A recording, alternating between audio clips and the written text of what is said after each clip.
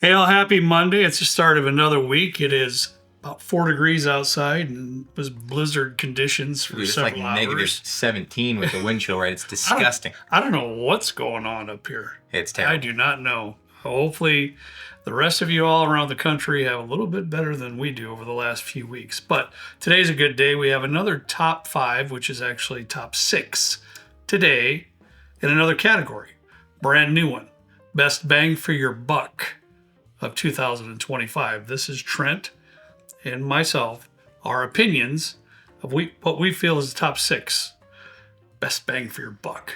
And I feel like this was kind of tough. There was quite a lot of these Very bottles tough. this year. And we had, I don't know, 12 set aside. And I think these were the ones that were either new, notable, like, that kind of thing. Just really solid ones that, I don't know about you, I would pick up again and again at the price point that they are Yes. at MSRP. Yes. And they're just fantastic and a little bit different too. So, 100%. you want to get started? Yeah, let's do that. Keep in mind that doesn't mean it has to be the cheapest. That's true. When it's best bang for your buck, for me, the experience or engagement of the whiskey exceeds the price point. Yeah. That's a bang for your buck. But I might as well start on a little bit of the lower register of the price point. Trent and I want to put this out there first. Wild Turkey. Wild Turkey. There you go, buddy. Does that make you happy? Yeah, it does. Wild Turkey 101 8-year. Talked about it before, guys. It's got to get in the list here somewhere this year, and it did right here. $40 to $45. I've had several people message me and email stating they're getting it for $42 in their area. I can't be more pleased, honestly. This is a quality Wild Turkey age-stated bourbon for around that $40 price point. It's delicious. Hopefully, it will always be in the bar down here. I have this one, as you can see, is almost empty. And I have one backup. I was going to say, certainly you have to have a I got one. Certainly you So have. hopefully they'll be around. Loved it. And this was this on our non-allocated? This was in our list of like non-allocated It was just a contenders, special mention. and it was a special mention. It was 6. They didn't quite get there, quite but it made this one because it's just so fantastic. Speaking of special mentions, we had another special mention make this one, and it was the first ever Sagamore. Was it 6-year bourbon? And I think it's $60. Fantastic. Incredible. The surprise of the year. If we had top 5 surprises of 2025, This would be number 1. that'd be one. Seriously. Trent and I's expectation. I don't mean to steal your. There's so much to talk about. No, there is. That It's one. exciting. I I love don't mean to steal your thunder here, but our expectations, although we know Sagamore and what the whiskey they produce there and the quality of people that even work there, but being their very first bourbon ever to be released, my expectations just were mid. Well, and I just thought about this too.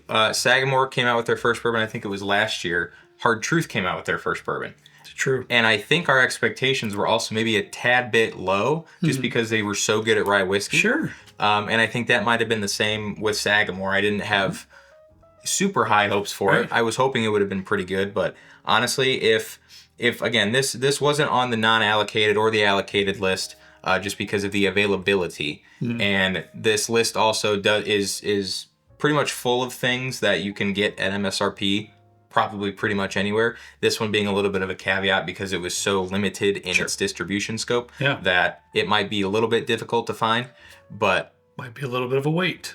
yes.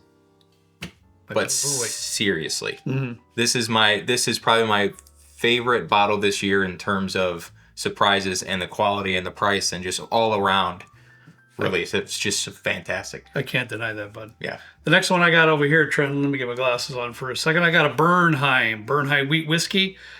This is the A225. This thing blew me away. The cherry note that's in that particular whiskey is otherworldly. It's fantastic. It's got to be in between that $60 and $70 mark, I'm guessing, maybe even $70. But well worth the price tag. The viscosity, the mouthfeel, the engagement, the experience that you have with it, the rich and full flavors. Lovely. Lovely. And it had to find the list somewhere this year. I was super impressed with that bottle. I also didn't have super high hopes on this one either. I will say, though, I did enjoy this one much more than the Maker's Star Hill Farms. That's a conversation because there's a couple of those wheat whiskeys that I think were a little bit better than the Star Hill Farms. Although I feel the Star Hill Farms from Makers was also a fantastic release. It was. I feel like this year was really good for wheat whiskeys. Oh, holy cow. I could agree with that. I don't know that we've had a year quite like this with the wheat whiskeys, and I'm really glad. I'm excited to see what 2026 has to offer because the ones that came out, this one, Star Hill Farms, we had the New Holland, was a 6-year wheat whiskey. That's the one I spoke up of. That's the one, between that one and this one. Just really neat. Yeah. Really neat. Next for me is Silver Springs. This was how did we even get this in the first place? Was it Tom? Now you're testing my memory. I know. I'm sorry. Normally you put the name on the label. I do. But it's Normally not. I do. And but I do apologize. This is 65% rye, 15% corn, 20% malted barley. Very interesting mash bill. Might have been Tom. I think it was. $42, I think this was. Yeah, I surprised Trenton with this video. And then we were tasting it. I think wasn't this the bucket video? The ice No, bucket the bucket video was the striped pig, I think. Oh, I think we did two bucket videos. But regardless, it was a surprise video for Trenton. And when I told him how much it actually cost, he was blown away. This honestly is kind of like my new Pikesville rye. Yep. And it's a little bit more than that barely legal rye. The Pikesville is 51% rye. Mm-hmm. This one is at 65 and has, I think, a little bit more malted barley too, which really makes it super complex for $42. I believe it comes from the J.W. Kelly family, right? It does, yep. And I am hoping that we can line up a barrel pick there this coming year. I would love that. 26. I would love that. 110 proof, $42. I mean, if you see this, guys, I mean, honestly, I think it's fantastic. Even for the folks that aren't super into the rye whiskeys, I think you can't go wrong with this one. All right, I gotta get in an American single malt in here, guys, and I'm gonna pound this pulpit until I can't pound it anymore. No funny jokes. Old Line. I wasn't even thinking because you said pulpit. Pulpit. Yes, sir. Pulpit. Is that that's like the stand, right? Yes. I need to take you to church. Like the sermon. Correct. Box or whatever, right? Yes. Good for you, dude. Look at that, man. I'm learning. I'm learning. Mostly from the comments of people that are mad at me that I don't know what it is. But thank you, regardless. You're teaching me a lot. Old Line American Single Malt, offering fantastic whiskeys at reasonable competitive pricing. This is their sherry finish. I just picked one. I could pick one of 6 up there that I got this year. I mean, honestly, I could. This one I think is $65. Yeah. I will continue to say it. In my humble opinion, it is the best crossover bridge for a bourbon drinker to dip your toe into some American single malt is Old Line. Just by the way they do things, the flavor profiles and all that. $65 for this fantastic sherry finished whiskey is a bargain. It's a bargain. I bought 4 of them this year. You did? I did, just because I tried. Well, I think you had me try it because I hadn't had it before. Yeah. And it was delightful. Yeah. I like it more than the Stranahan sherry finish. I don't know off the top of my head if Westward has a sherry finish that I've had, at least. It might have been an older release. Mm-hmm. But for a sherry finished American single malt right now, this is probably one of my favorites. It's lovely, guys. Delightful. Honestly. Is it time for the last one? Last but not least, my man. This might come to a surprise for a lot of people. Did me. This is Southern Star Rye Whiskey.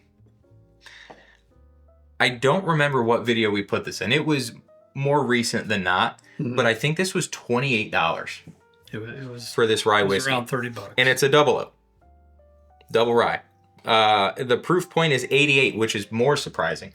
But the amount of flavor that they were able to pack into this bottle for $28 at a rye with.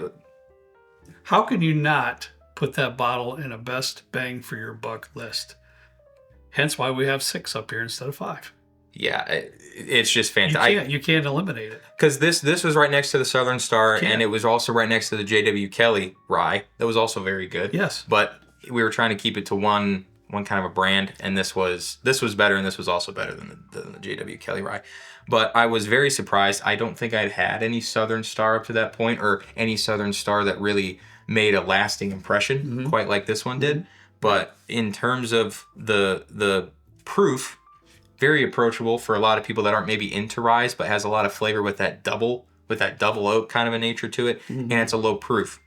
So I think these two up here, the Southern Star and the Silver Springs, if you're looking, I would recommend these to people that are trying to get into rye whiskey. I would. I think they're fantastic, very well rounded. And again, a great year for some rye whiskey. Great points, buddy. Really all around.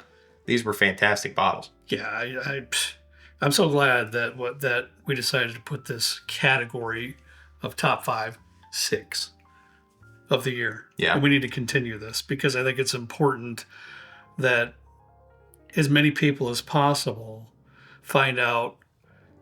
Everybody freaking wants to know what is the best whiskey I can find for the price. Yeah. I get that. That is probably the biggest or most asked question that I get all the time, but always in specific brands or distilleries.